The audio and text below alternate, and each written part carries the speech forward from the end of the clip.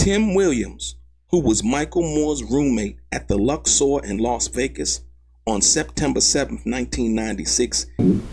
How were you, where the phone call took place, how were you a witness to it, if you don't mind explaining that?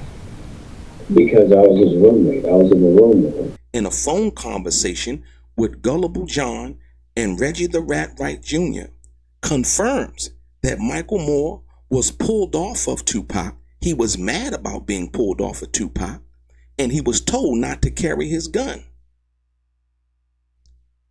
This is groundbreaking. Ladies and gentlemen, get your popcorn. Let's get into some of this straight game.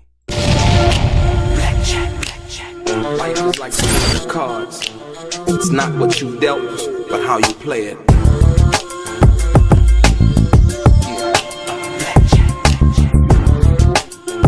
Play each situation correctly. I remember they used to laugh at a brother.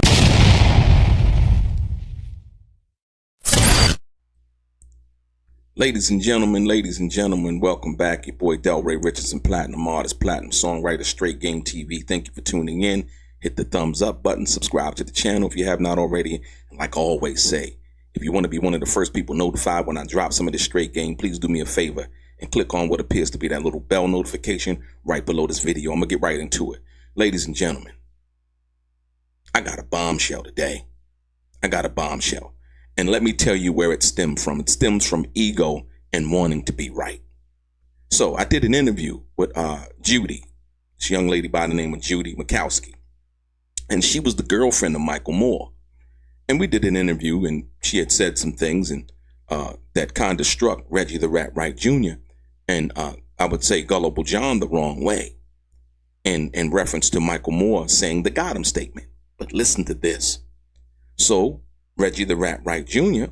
and Tim Williams, who I don't know, and all respect to Tim Williams, like I said, they went and got one of the guys who was the security also that night in Las Vegas. But Tim Williams just happened to be Michael Moore's roommate.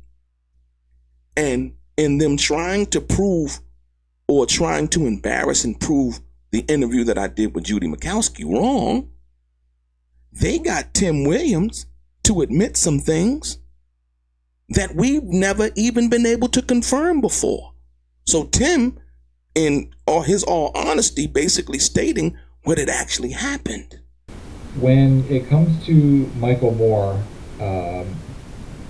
was anybody calling his hotel room, trying to figure out his whereabouts, or see if he was coming to 662 or if he was still on 2Pac? Was there any kind of information like that that you were witness to? There was a phone conversation, John, but I don't know exactly what the conversation was about. After Mike got off the phone, what I do remember was he was angry because he was told not to carry his gun, and he had got taken off for 2Pac. Okay, my follow-up to that question is, you said he was angry that he couldn't carry his gun and that he was taken off of 2Pac. Is the reason Right. he couldn't carry his gun because he was taken off 2Pac? Like, were they going to make him go to the club or something, and that's where it was off limits to carry the gun? He was mad because he had gotten taken off of Pac, and he was mad because he couldn't carry his weapon to the club. Gotcha. Okay. So he would be unarmed at the club. How were you, where the phone call took place, how were you a witness to it, if you don't mind explaining that? Because I was his roommate. I was in the room with him. But more importantly than that, there was a conversation also in where Michael Moore was trying to communicate to Frank and 2Pac, and 2Pac had came out of his mouth, and 2Pac had said, in regards to the situation involving being pulled off of him, 2Pac said, to this day, I believe that 2Pac was under the impression that I was going to be going to the MGM Grand with him. But that wasn't the case. When I went to my room, I knew in my heart I wasn't coming back, because I had been instructed to go to Club 662, and that's what I did. He got a little upset, because now that I think back on it, he said, he's paying for this shit, and that he is telling us where we're going. I remember him saying that real loud that day in the lobby, that I'm paying for you, you go where I say go. And then I said, Frank, you need to make a phone call to Reggie. And Pac said, Michael, come over to the MGM and meet us over there. 2Pac even called Reggie and had Frank get in touch with Reggie to find out where Michael Moore was at. So the problem was festering, and I knew something wasn't right. So when I went to my hotel room, I told Tim Williams, something is not right here, Tim. And I quote, I'm paying for this shit.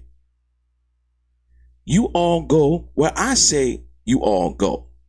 And Michael Moore turns to Frank and say, you better call Reggie, right? Think about that for a minute. But more importantly, you got to hear what Tim Williams has to say. Listen to this. And mind you, Reggie the Rat Wright Jr. is on the phone, and John is actually asking the questions. Notice as John asks the questions, he really doesn't have a reply, because everything that Michael Moore has said, Tim Williams is actually repeating. But then John asks Tim Williams, when this conversation that happened involving Michael Moore being pulled off of 2Pac, how did Tim Williams know? And Tim Williams says, because I was standing right next to him. I was actually his roommate. Listen. When it comes to Michael Moore, was anybody calling his hotel room, trying to figure out his whereabouts, or see if he was coming to 662 or if he was still on 2Pac? Was there any kind of information like that that you were witness to? There was a phone conversation, John, but I don't know exactly what the conversation was about. After Mike got off the phone, what I do remember was he was angry because he was told not to carry his gun, and he had got taken off for 2Pac. Okay, my follow-up to that question is, you said he was angry that he couldn't carry his gun and that he was taken off of 2Pac. Is the reason he couldn't carry his gun because he was taken off 2Pac? Like, were they going to make him go to the club or something, and that's where it was off limits to carry the gun? He was mad because he had gotten taken off of Pac, and he was mad because he couldn't carry his weapon to the club. Gotcha. Okay, so he would be unarmed at the club. How were you? Where the phone call took place? How were you a witness to it, if you don't mind explaining that? Because I was his roommate. I was in the room with him. Boom. Ladies and gentlemen, here you have somebody who was there in the room with Michael Moore when he was being pulled off of 2Pac. So the conversation and where Michael Moore explains that 2Pac said, right? Listen, 2Pac says, he said, right? He said to him and Frank, he said to Michael Moore and Frank, when 2Pac found out that Michael Moore was being pulled off of him, 2Pac said, I'm paying for this shit. You all go where I say you all go. And Michael Moore turns to Frank and says, you better call Reggie.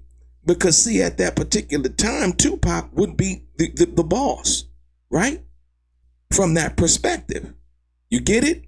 Remember the firing of Reggie and the whole 9 yards. 2Pac saying, I'm paying for this shit, meaning that I'm the artist who generates the income, and why the reason you are here. Point blank, period. Remember Suge Knight said what? I had 2 of the best guys on Pac that night, meaning who? Michael Moore and Frank Alexander. Reggie's a snake. He's a snake. Amazing.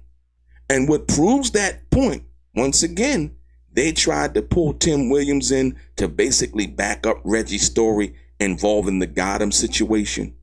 But what they failed to realize is that Tim Williams revealed more to add to the credibility of Michael Moore and what Michael Moore said. He was pulled off of Tupac and he was told to not carry a gun.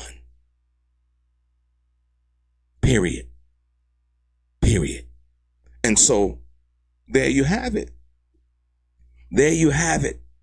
So there was a altercation and a power grab, right? Reggie the Rat Wright Jr. was trying to exert his power, right? And he could do that from that perspective. But mind you, Suge Knight never knew. Suge never knew until after the situation. And even after the situation, and even up until this day, this very day I'm talking right now, Reggie the Rat Wright Jr. has not explained why he pulled Michael Moore off of Tupac that night. You know why? Because it was done deliberately. It was negligent. This is criminal negligence here, man. This is not, and like I said, once again, Tim Williams not even really knowing, he's just having a conversation and basically telling what happened. Once again, not taking sides, but just explaining to John, gullible John, as they have them on the platform, what happened. And guess what he confirmed?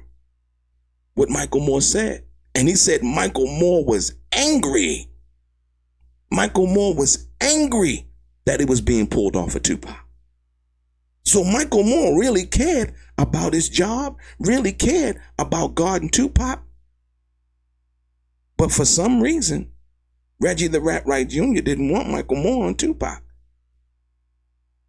So now when Keefe D now says what he's saying, and the investigators are saying what they're saying involving a Reggie Wright Jr.,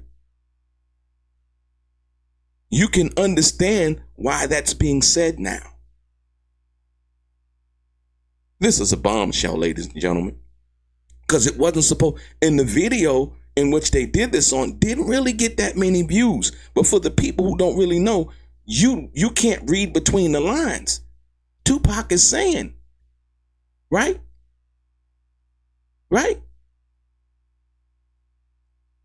Michael Moore is saying, Tupac said to him and Frank, I'm paying for this shit. Y'all go while I say y'all go, right?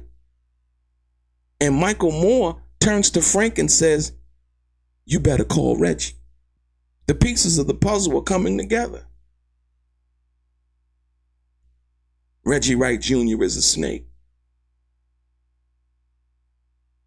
He is complicit in the death of Tupac Shakur. He sabotaged the security. He was disobedient and negligent to his boss. So that confirms what Suge saying was true. Suge said I had two of the best guys. Here it is. Tim Williams, another security that worked for the person who was actually on the phone trying to get Tim Williams to say something, but Tim doesn't fall for the bait. He's trying to get Tim Williams. Tim simply says, yeah, I was right, Michael Moore's roommate. I was right there. I didn't hear the words of the conversation, but I knew when Michael hung up the phone, he was angry. Number one, that he was being took off of Tupac. Number two, he wouldn't be able to carry his gun at Club 662 or otherwise. But he wasn't privy to the conversation so he couldn't say that, but to Club 662. But Michael Moore was angry. And here's the conversation when Tupac was insisting that Frank and Michael Moore be his bodyguards. Reggie was trying to pull him off of him. And Tupac insisting, I'm paying for this shit. Y'all go where I say y'all go. And Michael Moore turns to Frank and say, you better call Reggie. But Reggie already had his mind made up. Because he had called Michael Moore earlier and told him, hey, you can't be on Tupac. Why? Michael Moore was just on Tupac in New York at the MTV Video Music Awards. Oh yeah. Check it out.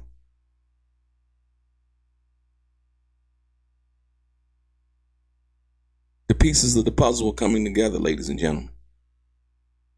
Michael Moore and Frank Alexander and Suge Knight and Tupac were all nothing but the truth in this situation. Reggie the Rat Wright Jr. was the Judas, like Suge said. Your boy DELRAY, straight gang.